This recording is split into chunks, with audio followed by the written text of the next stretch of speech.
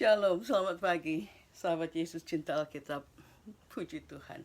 Begitu banyak tantangan yang saya hadapi. Beberapa kali iPhone drop. Mungkin karena saya perlu a proper music stand ya. Dia licin, dia drop terus. Tapi puji Tuhan, mari kita berdoa hal yang baik. Terima kasih untuk pagi ini. Tantangan boleh datang Tuhan, tapi kami mau setia kepada Engkau. Kami mau tetap teguh di dalam Engkau. Bapa, terima kasih untuk setiap kasih karunia yang baru pada setiap pagi. Saat ini kami sedia untuk dengar firman Tuhan. Kami buka telinga kami, hati kami. Kami mau angkat segala pujian penyembahan hanya kepada Engkau. Di dalam nama Tuhan Yesus, kami undang Roh Kudus-Mu untuk hadir. Terima kasih. Terima kasih. In Jesus' name. Amen. Puji Tuhan saudara. Ya, dengan apa adanya, dengan seorang diri yang melakukan segala sesuatu, dan dengan apa adanya yang saya miliki, inilah yang bisa saya lakukan. Tapi saya memang harus cari yang a little bit proper buat music stand-nya, buat pegang mobilenya supaya bisa secure ya. Mari kita puji Tuhan.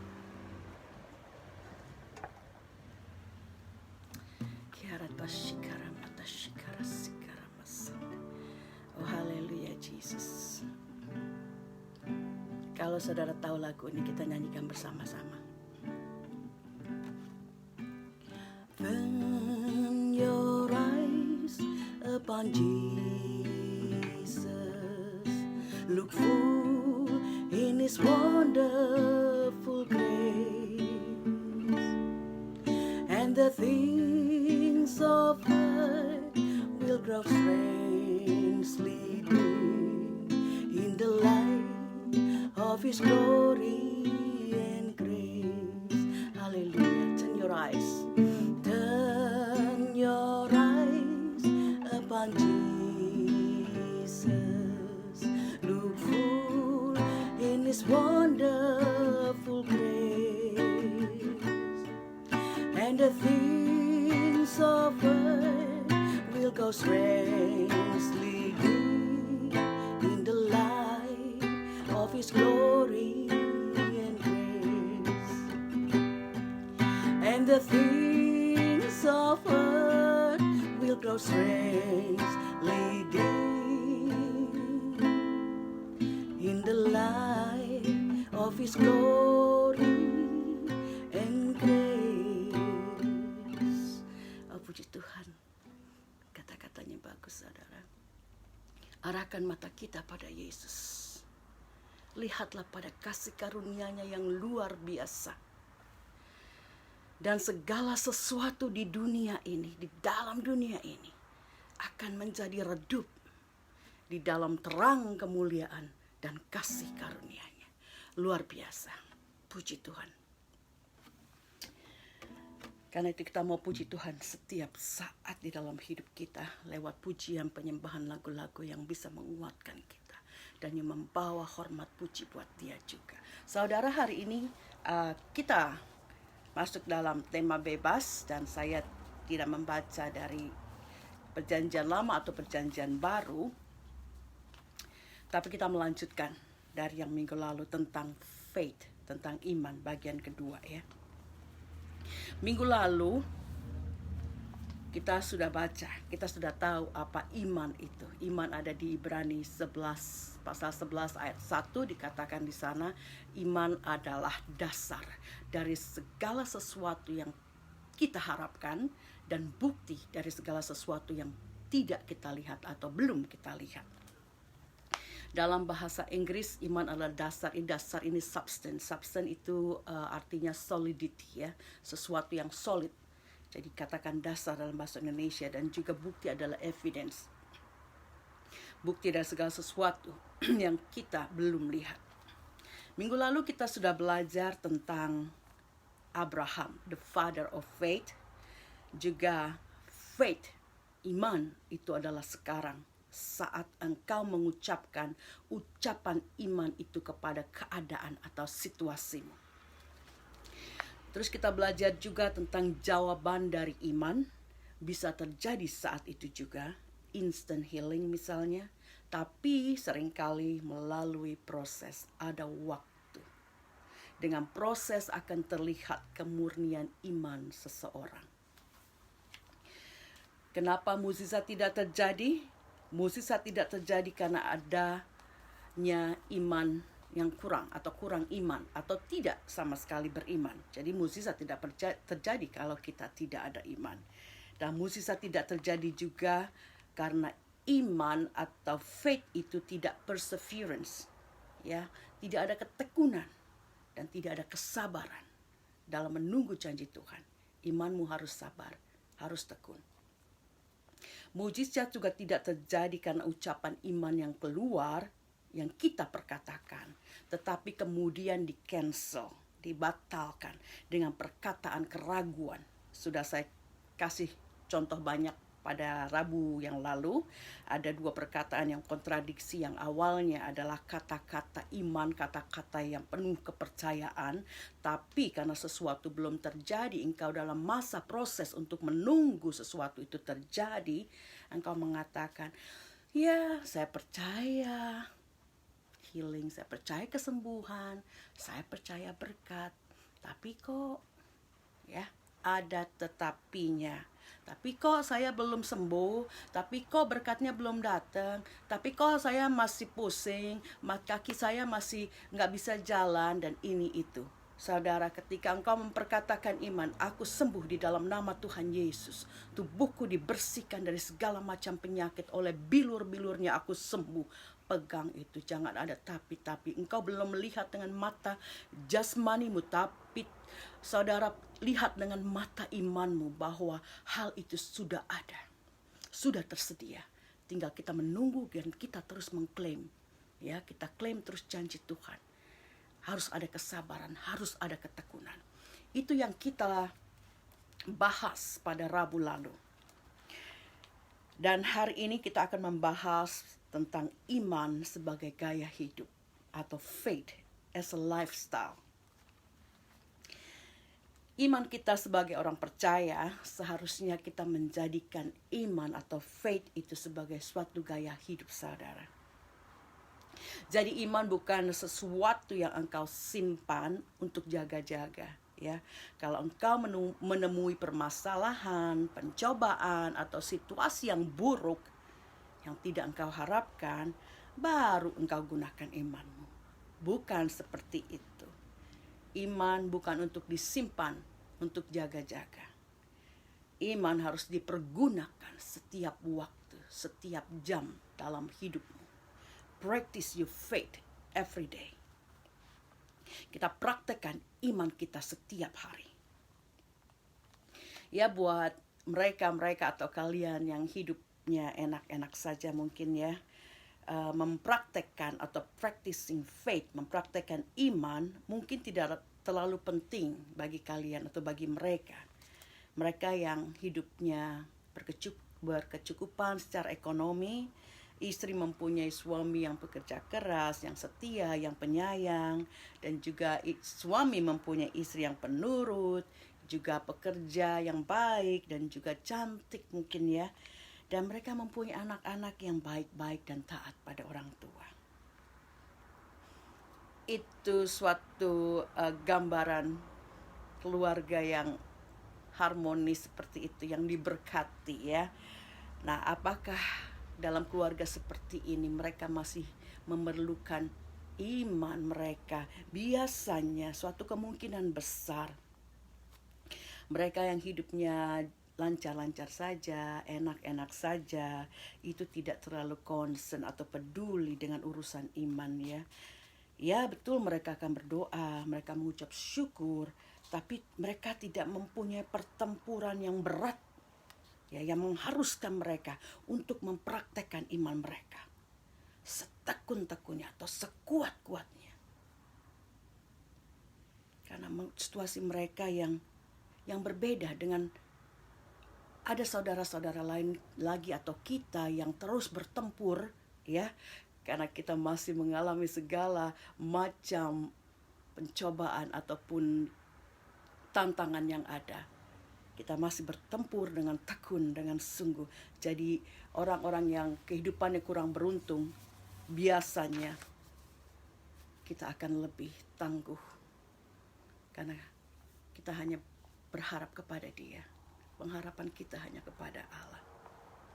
Bukan saya mengatakan mereka yang hidupnya enak-enak imannya tidak tangguh, tapi permasalahan mereka tak sebanyak. Jadi the crying out, ya, tangisan kita yang hidup dalam banyak permasalahan, itu akan lebih membawa kita dekat, lebih dekat kepada Allah. Kalau engkau percaya, banyak orang juga karena banyak masalah dia malah lari, kabur.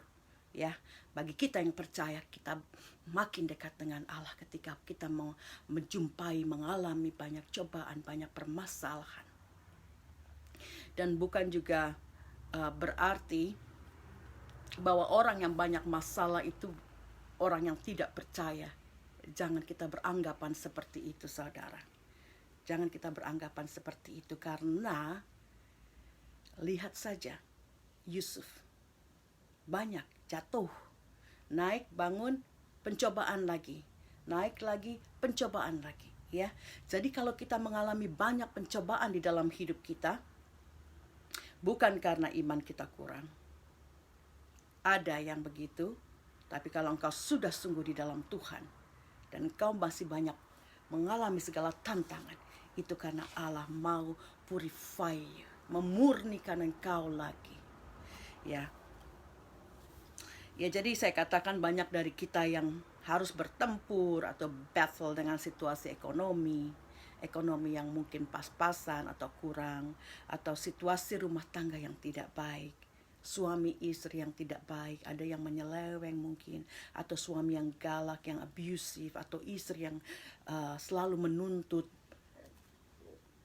Juga masalah anak-anak yang memberontak misalnya. Saudara, dalam situasi seperti ini, jangan patah harap. Justru dengan adanya berbagai macam pencobaan dan ujian ini, iman kita dibentuk dan dikuatkan. Kita akan mengalami banyak pengalaman-pengalaman iman yang akan mengokohkan hidup kita dan yang membuat kita menjadi orang yang mengandalkan Allah, bukan mengandalkan harta atau manusia. Asal kita tetap teguh di dalam Tuhan, berserah kepadanya, kita akan mengalami pengalaman iman itu, saudara, yang menjadikan kita orang-orang yang mengandalkan Allah. Puji Tuhan.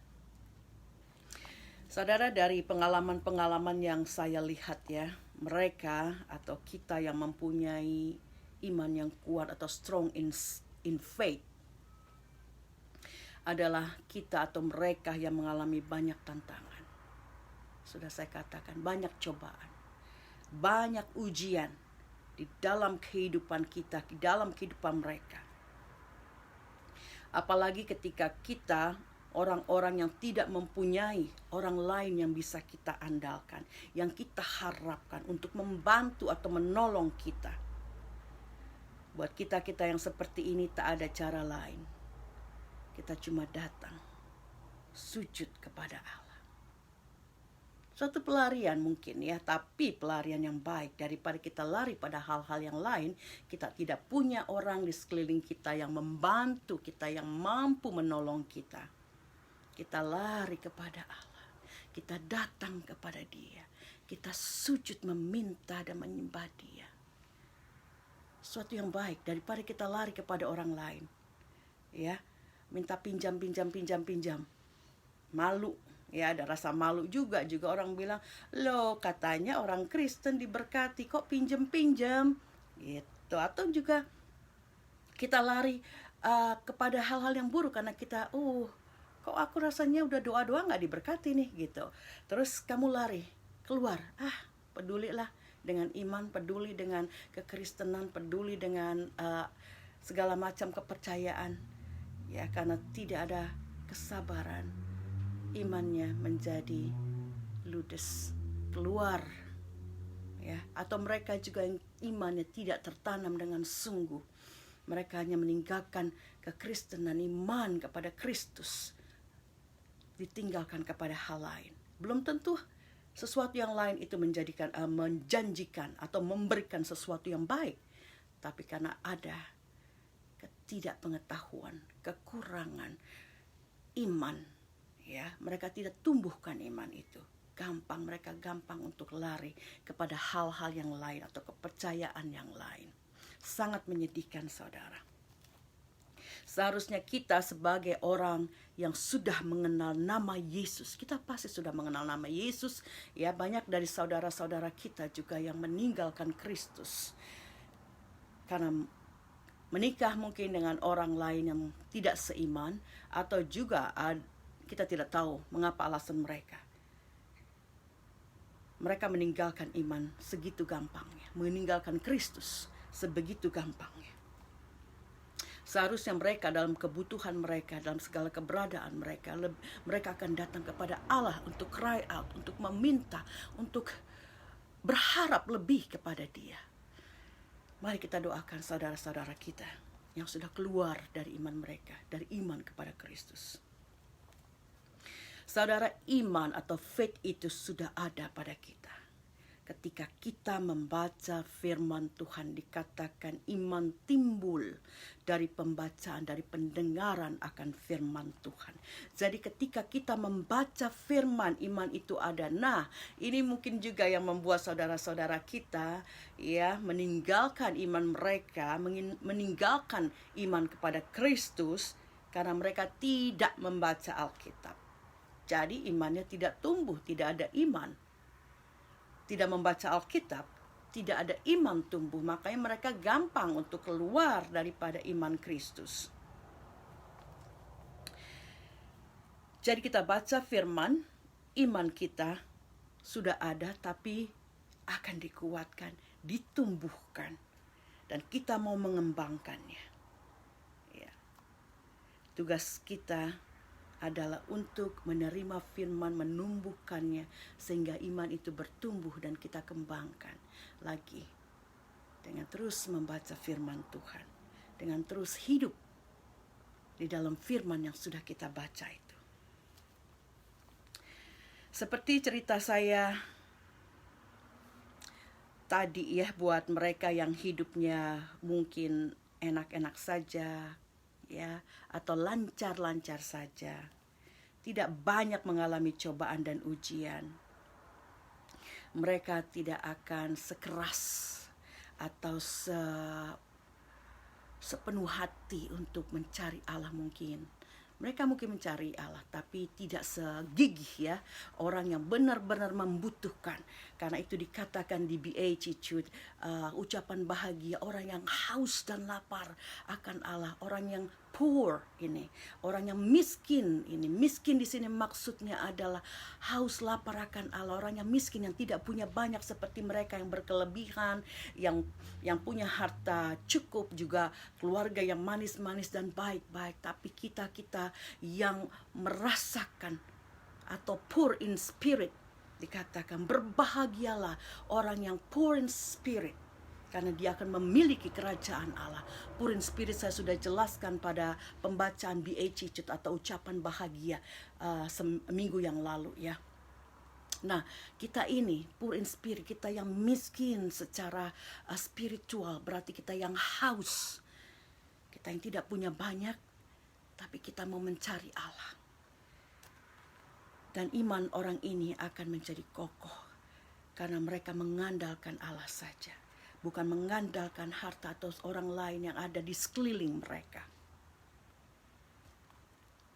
Saya sudah kasih contoh ya kayaknya hari Senin deh ya, tentang anak ini yang 3 tahun kena kanker otak dan orang tuanya tidak percaya ini, saudara.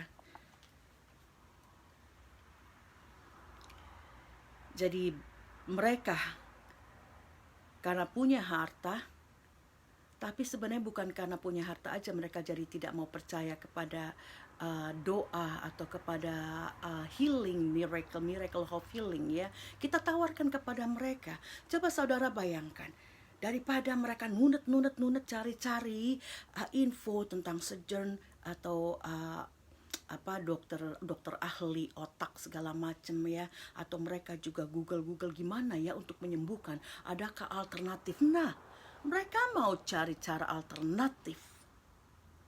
Kita tawarkan, saya tawarkan alternatif di dalam Yesus, tapi mereka tidak mau terima. Mengherankan saudara, mereka rela mau mengeluarkan ratusan ribu dolar untuk suatu surgeon mengoperasi anaknya yang belum tentu pasti berhasil. Mereka juga cari alternatif lain. Tapi ketika saya tawarkan alternatif di dalam Yesus, ada kesembuhan. Di dalam Yesus ada healing. Mereka tidak mau terima.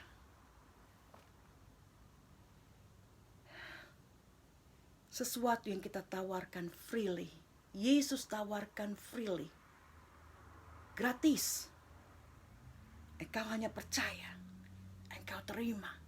Tapi mereka tidak mau. Walaupun mencoba ya, saya bilang just try dan lihat, ya, lihat. Kalau engkau terus percaya, engkau terus berdoa, sesuatu pasti terjadi. Tapi untuk buka hati, untuk pertama kali percaya saja mereka sudah tidak mau. Jadi, ya, apa yang bisa kita lakukan? Iman yang kita miliki, iman yang kuat akan menopang kita, saudara, melalui lembah-lembah kematian apapun. Valley of Death, ya, the Valley of Death ini adalah lembah kematian. Lembah-lembah kematian itu bisa berupa kematian ekonomi, miskin, kekurangan, kematian kesehatan, sakit penyakit, kematian relationship, yaitu hubungan yang rusak antara orang tua dengan anak, suami, istri, saudara bersaudara. Ada juga kematian jati diri, yaitu adanya ikatan-ikatan, kecanduan dan segala macam yang menjadikan manusia lupa siapa mereka. Mereka adalah ciptaan Tuhan yang Allah ciptakan sesuai dengan rupa dan gambar Allah. Karena suatu ikatan, suatu kecanduan, mereka tidak tahu lagi siapa diri mereka. Mereka terikat oleh ikatan iblis, oleh roh iblis, roh kecanduan. Iman yang kokoh akan menopang kita melalui lembah-lembah kematian ini. Karena itu kita harus mempraktekkan iman kita sebagai lifestyle, sebagai gaya hidup. Dari gaya hidup ini berarti kita harus lakukan dari waktu ke waktu, dari jam ke jam, dari hari ke hari. Jadi harus 24 jam selama 7 hari. Ini harus kita praktekkan. It's a lifestyle.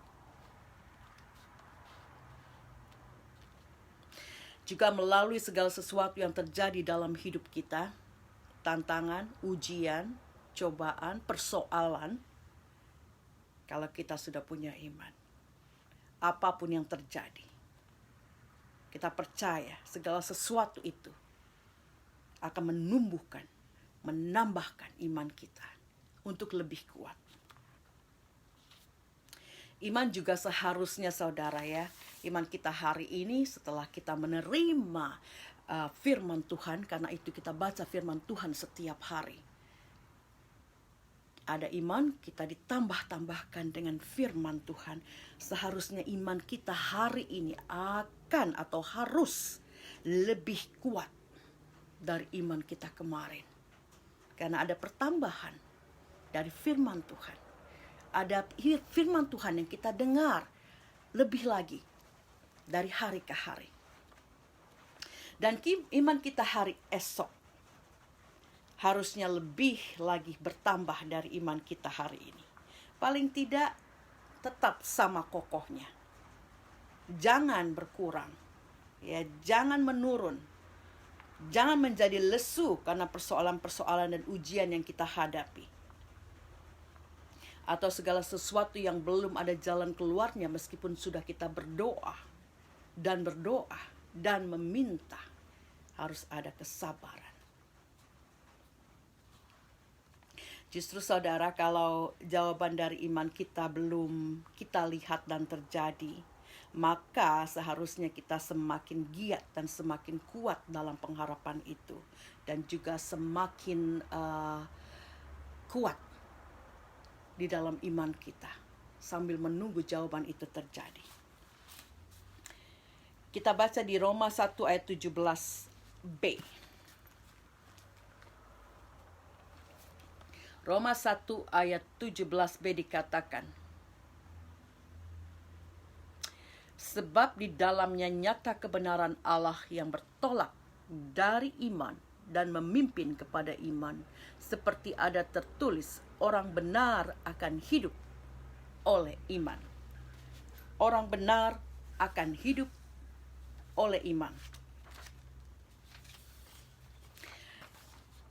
Hal yang sama di dalam Galatia 3 ayat 11. Galatia 3 ayat 11, juga Ibrani 10 ayat 38. Sama isinya. Orang benar akan hidup oleh iman. Jadi sebagai orang benar, kalau kita mau menjadi orang benar, kita akan hidup oleh iman dan mempraktekkan iman menjadi suatu gaya hidup kita. Bagaimana mempraktekkan iman sebagai gaya hidup? Karena iman, saya katakan tadi, sebagai gaya hidup ini harus dari waktu ke waktu, dari jam ke jam, selama kita hidup. 7 hari sehari, terus menerus. Saudara, saya kasih contoh aja kehidupan saya sehari-hari ya. Karena persiapan untuk pembacaan dan renungan firman ini saya butuhkan berjam-jam.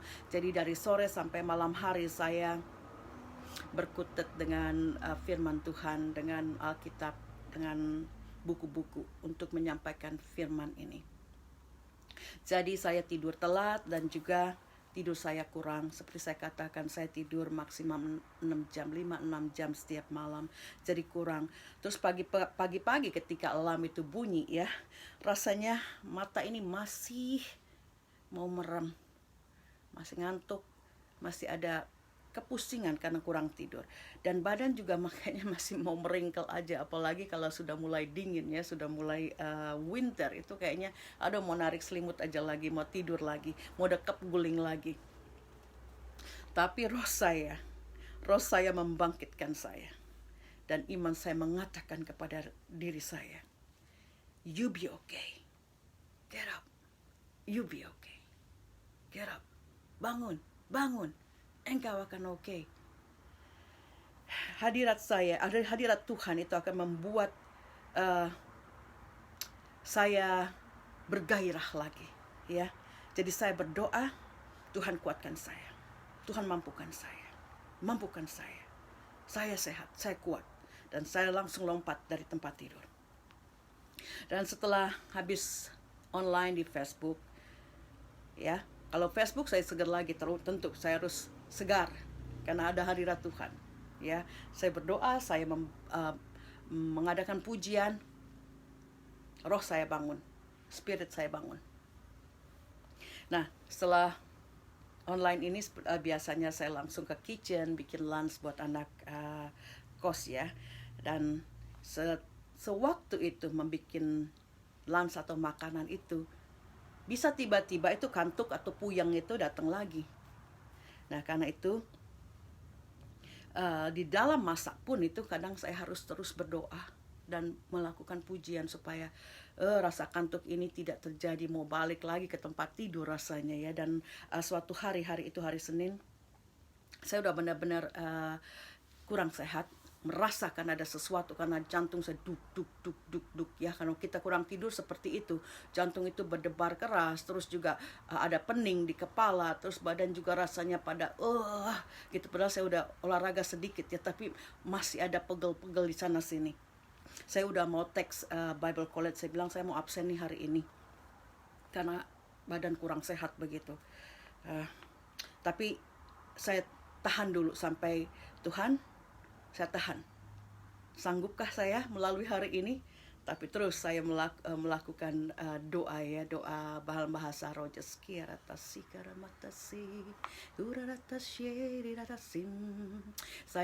Saya bernyanyi, saya melakukan sesuatu dalam bahasa roh supaya ada sesuatu yang menyenangkan hati, menguatkan, sehingga duk-duk-duk di dada ini boleh settle gitu ya, boleh tenang. Jadi saya tetap nyupir. Oke, di dalam nyupir juga saya ke Bible College, saya nyupir, saya lagu pujian, dan juga saya terus berbahasa roh, saya menyanyikan pujian. Sesampai di sana kita langsung masuk kepada chapel time. Di dalam chapel time atau ibadah ini tentu saja ada pujian penyembahan yang luar biasa, dan itu yang saya butuhkan ya. Saya bangkit lagi, mata rasanya melek lagi, semua badan seger lagi. Tapi kita terus masuk kelas. Pas masuk kelas, kadang-kadang itu serangan datang lagi ya. Serangan datang lagi, udah ngantuk-ngantuk rasanya. Tapi ya harus wake up. Karena sampai dilihat kita ngantuk, nanti kita diomelin. Ya jadi harus bangun lagi. Terus pulang dari situ saya harus melakukan segala sesuatu. Saya harus masak lagi buat dinner. Nah, untuk masak dinner aja saya udah males nih, karena pas sampai rumah juga kita tidak bisa memungkiri ya, kalau badan itu kurang tidur, ya pasti ada ya satu saat ya kita terbuka. Tapi ada lagi nanti serangan itu. Balik lagi, saya sampai rumah rasanya aduh mau tidur aja nih, mau istirahat. Tapi saya bilang waduh, masih harus bersih-bersih, masih harus masak, masih harus ini itu. Ya udah, saya masak. Sambil masak pun saya terus berbahasa roh dan bernyanyi. Ya biasanya kalau badan udah nggak enak gitu, kalau kita masak hasilnya pun biasanya tidak enak ya. Karena ya gimana ya, tidak sepenuh hati. Jadi masih ada keasinan atau kurang rasa ini, kurang rasa itu. Tapi puji Tuhan, hari itu masakan enak. Dan satu lagi saudara, ada kejadian yang luar biasa. Itu makanya kita hidup dari iman, dari satu iman sebagai gaya hidup kita. Ya, harus kita minta hikmat Tuhan, kita minta hadirat Tuhan senantiasa. Saya lupa, waktu dari Bible College mau pulang, itu saya taruh iPhone saya di belakang mobil, di belakang atasnya gitu ya, karena saya lagi cari kunci. Saya nggak ketemu kunci, juga bisa seperti itu. Saya udah bolak-balik masuk ke keluarin barang dari tas saya, kok nggak ketemu. Tapi sampai beberapa lama akhirnya ketemu juga. Saya heran, kayaknya udah ke situ berapa kali kok nggak ketemu gitu. Tiba-tiba ada di situ juga gitu loh. Anyway, itu HP saya ada di belakang mobil. Saya lupa, terus saya just driving. Dan setelah melalui sekitar 8-9 traffic light loh ya, udah 15 menit driving, saya berhenti pada traffic light yang ke-9 kayaknya. Nah ini ada orang ngetok ke jendela. Terus saya buka. iPhone, maksudnya telepon saya. Dia kasih. Saudara, bisa saya bayangkan, saya memang lagi cari-cari sepanjang jalan, kok telepon saya nggak ada ya di tas atau di tempat-tempat buku, kok nggak ada gitu. Saya udah mulai merasa, oh mas, pasti ketinggalan di college nih gitu. Dan ketika orang ketuk itu, coba saudara, saya mulai berbahasa sikara mas. Saya udah mulai, wah ada sesuatu, apa saya harus balik ke college untuk ambil phone atau di mana? Saya udah lupa kalau saya taruh di belakang mobil ya. Nah orang itu ketuk, anak muda ini ketuk kaca, your mobile phone. Dia said, okay, thank you. Ternyata mobil HP saya itu masih ada di belakang. Dan puji Tuhan, saudara lihat, hidup dari iman ke iman. Itu HP saya, meskipun sudah tua, sangat bermanfaat. Ini yang saya pakai, ya, sangat bermanfaat. Kalau sampai itu jatuh, saudara bayangkan, jatuh itu udah ke crash ya, akan dilindas oleh mobil-mobil yang lain. Apalagi perjalanan sudah 15 menit, sudah 8-9 traffic light yang saya lalui. Yang ke-9 ini ada orang yang baik hati. Saya sudah berhenti berapa kali selama traffic light ya. Ada yang dapat hijau, ada yang dapat merah. Ketika merah saya berhenti, tapi pasti orang yang di belakang yang melihat ada HP sitting ya di atas mobil itu, mereka tidak ada yang berhenti. Tapi yang ke-9 anak muda ini, Tuhan pakai anak muda ini untuk mengambil HP yang masih ada di belakang mobil itu, di atas, dan terus kasih ke saya. Suatu miracle saudara. Ketika saya ceritakan kepada teman saya, bilang, wow, that's a miracle. Yes, I believe it's a miracle. Itulah kalau kita hidup dengan iman, segala sesuatu Tuhan proteksi. Ya Tuhan tahu, itu HP saya satu-satunya, bukan satu sih, ada yang lain. Cuman saya lebih suka yang tua ini ya, nggak tahu sudah familiar gitu. teman saya bilang, sama teman saya juga lupa taruh HP-nya tuh di atas mobil. Dia driving ya jatuh, terus kelindes ya habis, padahal HP baru loh, dia bilang gitu. Oh, puji Tuhan. Begitu banyak sesuatu di dalam HP saya ya, segala macam yang penting-penting ada di situ. Jadi kalau sampai itu crash, sampai itu terlindas, saya tidak tahu lagi. Itulah saudara. Begitu juga setiap pagi saudara, setiap pagi kalau saya tidak punya iman untuk bangun pagi-pagi dan mengatakan, this is the day that God has made.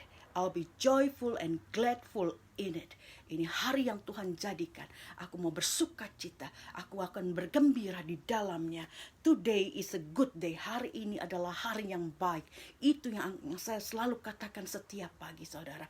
Karena kalau tidak, berat. Saya menjalani hidup ini berat. Saya melakukan segala sesuatu dari A sampai Z itu sendiri. Ya, segala sesuatunya sendiri.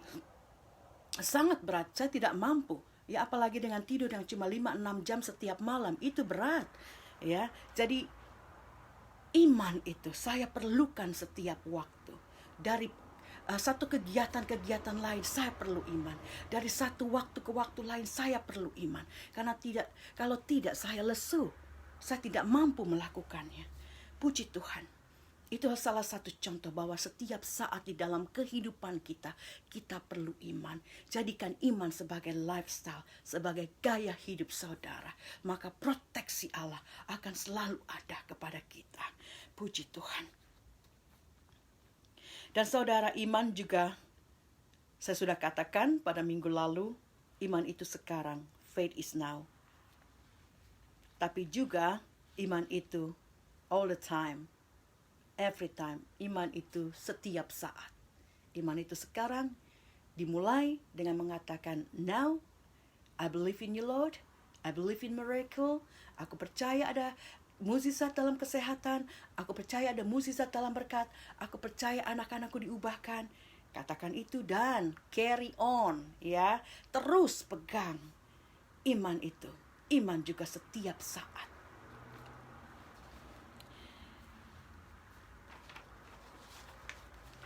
Kita baca di Efesus 2 ayat 8 sampai 9. Efesus 2 ayat 8 9.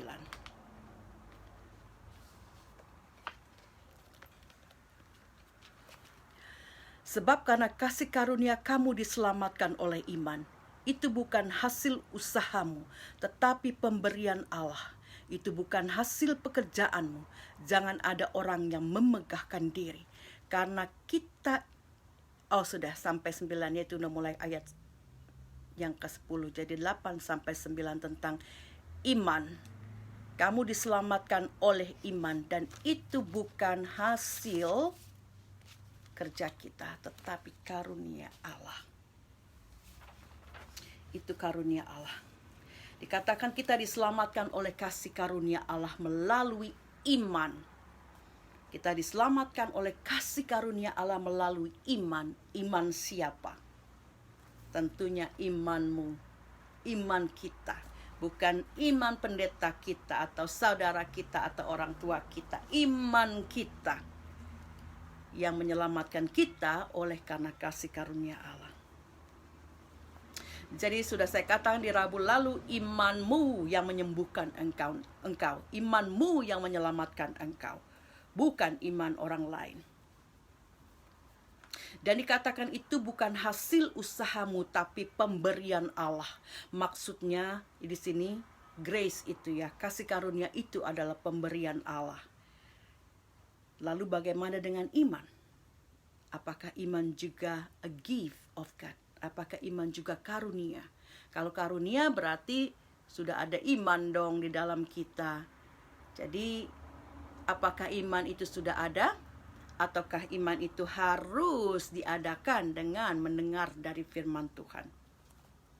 Saudara, saya spend time ya, meluangkan waktu banyak sekali untuk baca-baca pendapat-pendapat orang. Mereka yang banyak tahu teologi ya.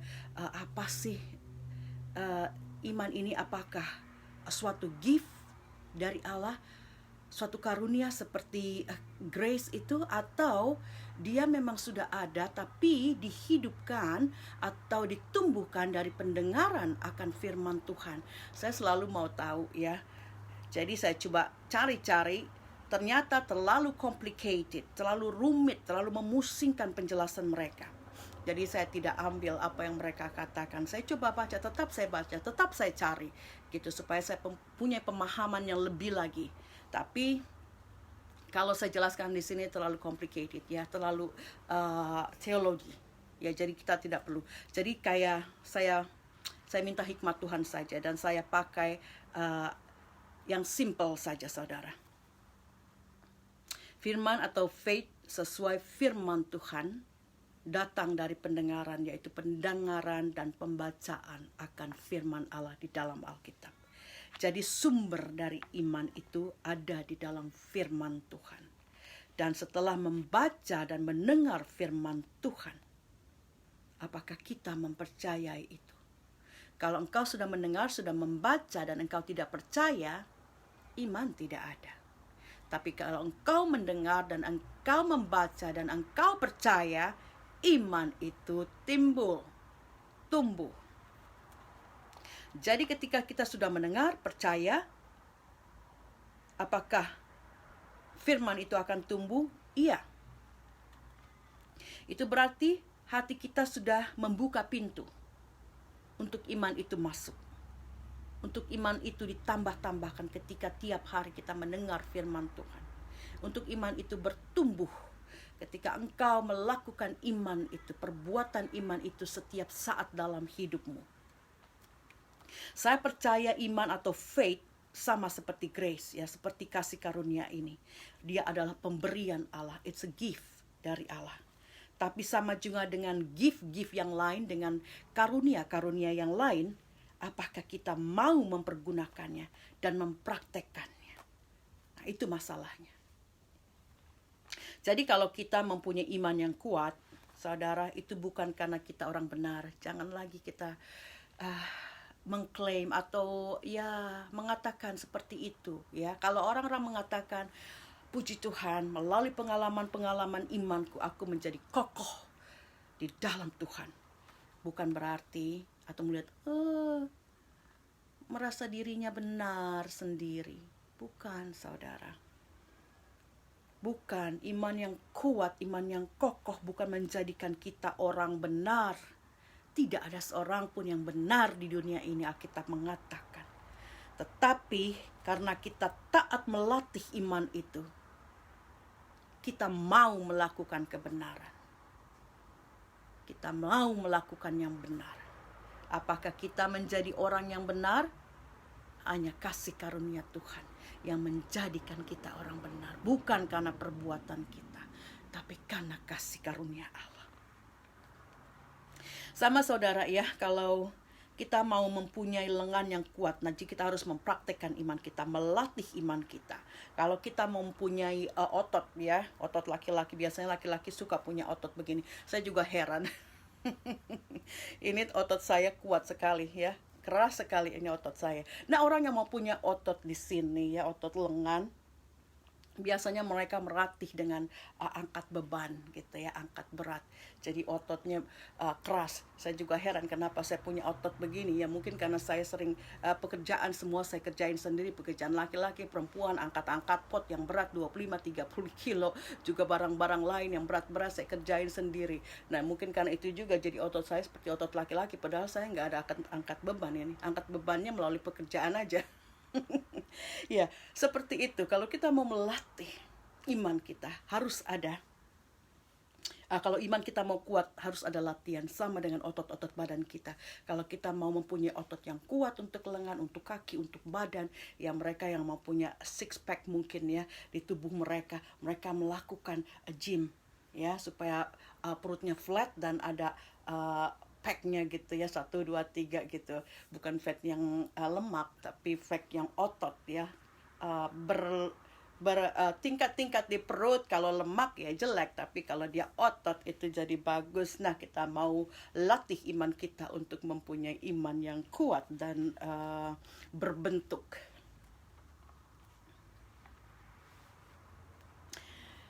Oke. Jadi kita diingatkan sekali lagi bahwa iman yang kuat itu, iman yang strong yang kita miliki buat orang-orang punya iman yang sungguh di dalam Tuhan, yang sangat kuat. Segala sesuatu dia kembalikan kepada firman Tuhan. Itu bukan hasil dari usaha kita, saudara, tetapi dari latihan-latihan yang kita lakukan bersama Allah dan bersama Roh Kudusnya. Hal selanjutnya, kita baca di 1 Timotius 6 ayat 12. Di sini dikatakan, bertandinglah dalam pertandingan iman yang benar dan rebutlah hidup yang kekal. Pertandingan iman yang benar. Ya, kalau dalam bahasa Inggris dibilang fight the good fight of faith. Jadi pertandingan iman yang benar, apa artinya, saudara?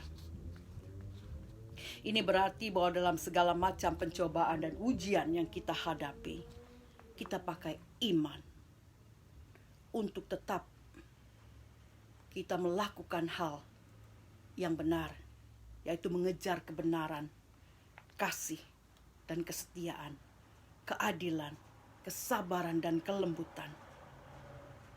Dan semuanya ini hanya dapat kita lakukan dengan bantuan Roh Allah di dalam Roh Kudusnya.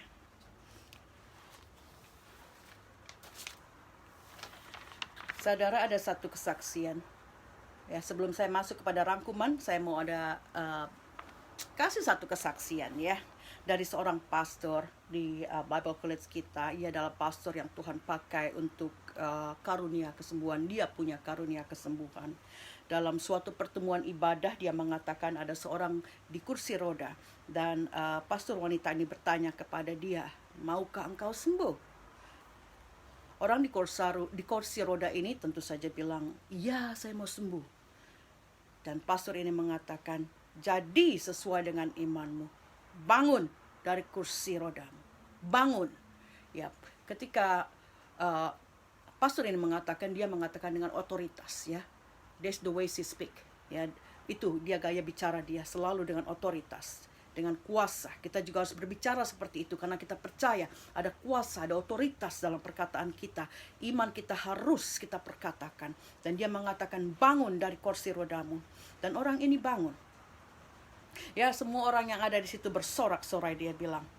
Dan selang beberapa minggu, orang ini datang lagi ke gereja dan dia di kursi roda lagi. Pastor wanita ini bertanya, what happened? Apa yang terjadi? Bukankah engkau sudah sembuh? Orang ini berkata, iya, tapi waktu saya sakit itu, saya sedang renovasi rumah saya untuk disesuaikan dengan orang yang pakai kursi roda. Jadi sudah ada tangga datar misalnya, atau segala sesuatu di rumah itu sudah diturunkan sesuai jangkauan seseorang yang duduk di dalam kursi roda. Jadi sudah ada renovasi di rumah. Tidak baik lagi untuk orang yang berdiri, yang berjalan, yang tidak pakai kursi roda. Rumah itu sudah disesuaikan untuk orang yang berkursi roda. Nah, karena keadaan rumahnya yang sudah direnovasi seperti itu, yang cocok buat orang yang di kursi roda, orang ini meskipun dia sudah sembuh, dia balik lagi duduk di kursi rodanya. Dan juga sebagai orang cacat, dia bilang, ya di Australia ini, dia bilang kalau saya sehat, dia hilang. Dapat tunjangan dari pemerintahnya akan hilang. Kalau dia tidak di kursi roda lagi, tunjangan itu hilang dan berarti dia sudah sehat dan dia harus bekerja. Saudara, inilah dunia barat. Banyak saudara, orang-orang yang sebenarnya sehat pun jadi pada mau sakit atau pura-pura jadi sakit untuk dapat tunjangan pemerintah. Di sini hospital, rumah sakit itu gratis, obat-obatan gratis, masih dikasih bantuan sono sini lagi ya. Ada yang rumah pemerintah jadi bayar rentnya atau bayar sewanya sedikit.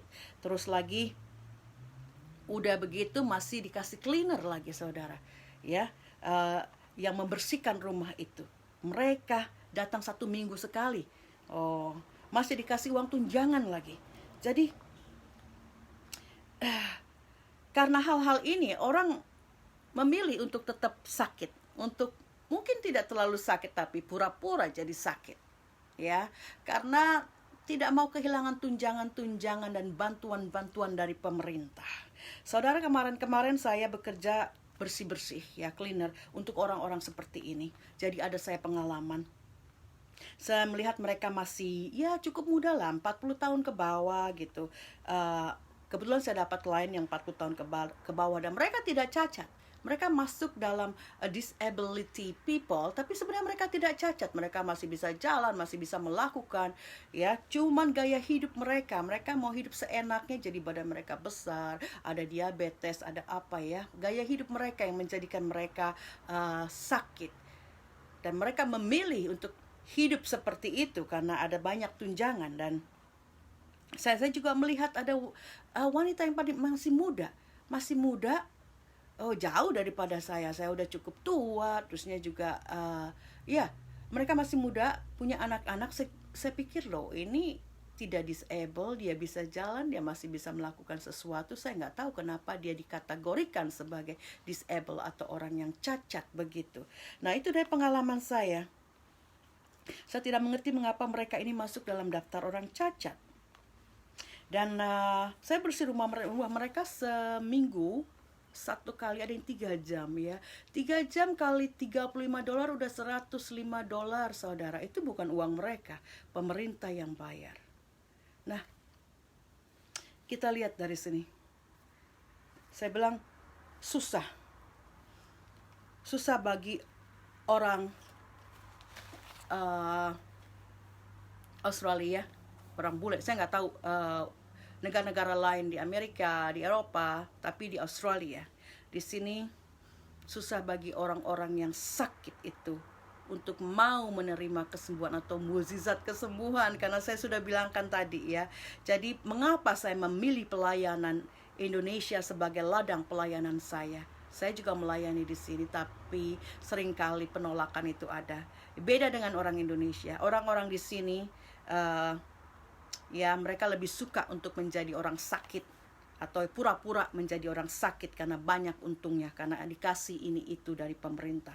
Mereka juga tidak sedesperate, seputus asa orang-orang di Indonesia karena fasilitas-fasilitas yang tersedia di sini. Tidak seperti di Indonesia, ya, tidak ada rumah sakit gratis atau obat-obat gratis, uang gratis, rumah gratis atau seperti itu.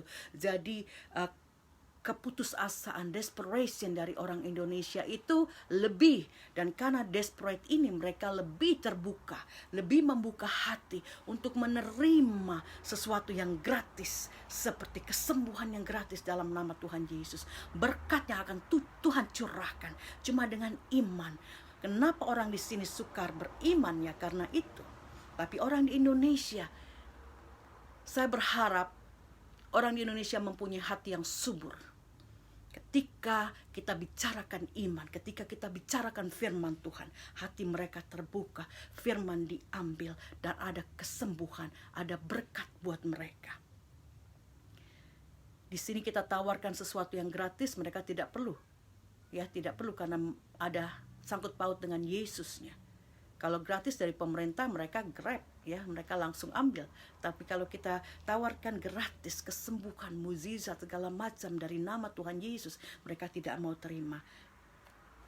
Orang di Indonesia, saya percaya mereka akan lebih terbuka untuk sesuatu yang gratis, yang datang dari Allah, dalam bentuk kesembuhan, dalam bentuk pemulihan, dalam bentuk berkat. Orang yang desperate atau benar-benar berputus asa,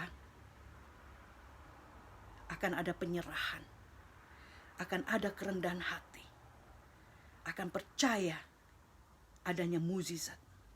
Nah, itu bedanya respon orang-orang sakit di sini dengan orang-orang sakit di Indonesia. Kita lihat saja di Indonesia ada seorang pastor yang dipakai untuk menyembuhkan di Balikpapan. Orang berbondong-bondong dari segala macam provinsi datang ke sana untuk minta disembuhkan. Nah, di sini saya ada di kita gereja di mana saya Bible College, itu mereka punya healing center. sama dengan sesuatu yang ada di Balikpapan ya, dengan Pastor Andi Simon di sana. Itu ada healing center di sini. Saya juga surprise. Saya baru lihat-lihat. Saya lagi cari-cari dan saya menemukan di situ ada healing center dari di sini di Perth. Dan saya lihat tidak banyak orang yang datang. Tidak seperti yang di Balikpapan. Itu orang berjubel masuk. Di sini ada centernya besar gedungnya, tapi orangnya sedikit. Ya, karena seperti itu yang saya ceritakan.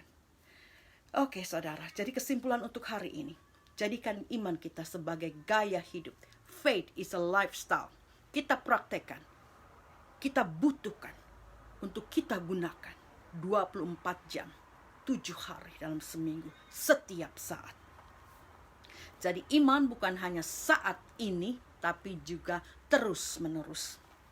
Iman itu sudah ada di dalam kita.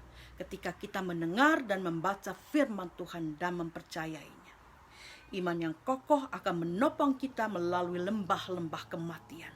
Kematian lembah ekonomi, kesehatan, hubungan rumah tangga, kecanduan, dan lain-lain. Iman harus terus bertumbuh dan bertambah. Iman hari ini harus lebih baik dari iman kita yang kemarin. Kalau kita mau menjadi orang yang benar atau yang dibenarkan oleh Allah, kita harus hidup oleh iman. Firman mengatakan demikian. Dengan iman kita akan menjadi pemenang dalam setiap pertempuran kita. Oh, puji Tuhan. Mari kita berdoa. Bapa, sungguh kami mengucap syukur, berterima kasih lagi kepada Engkau Bapa. Oh Bapa, terima kasih untuk membukakan hati kami, pikiran kami dengan firman hari ini tentang iman. Bahwa iman itu harus kami lakukan setiap saat. Terima kasih Tuhan, biar iman kami hari ini lebih baik dari hari kemarin. Dan iman esok kami akan ditumbuhkan lebih baik dari hari ini. Iman harus bertumbuh hari lepas hari. Karena itu Bapa, biar kami semua cinta akan firman Tuhan. Dengar-dengaran sehingga iman kami terus bertumbuh.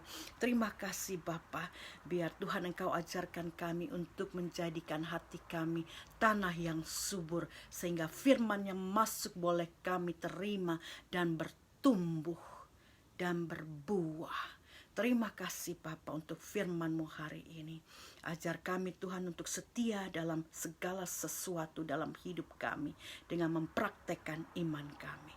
Terima kasih Bapa. Terima kasih Yesus. Kami serahkan hidup kami hari ini. Kami mau berjalan dengan iman kami. Sehingga segala sesuatu yang menghalangi kami untuk lebih dekat kepada Engkau tidak akan terjadi. Kami boleh tolak dengan iman yang kuat yang sudah Engkau berikan kepada kami. Segala godaan, ujian boleh kami tanggung di dalam Engkau, di dalam iman yang sudah Engkau berikan. Terima kasih Tuhan Yesus untuk keselamatan daripada Engkau. Terima kasih Roh Kudus untuk selalu menyertai kami. Di dalam nama Tuhan Yesus kami berdoa.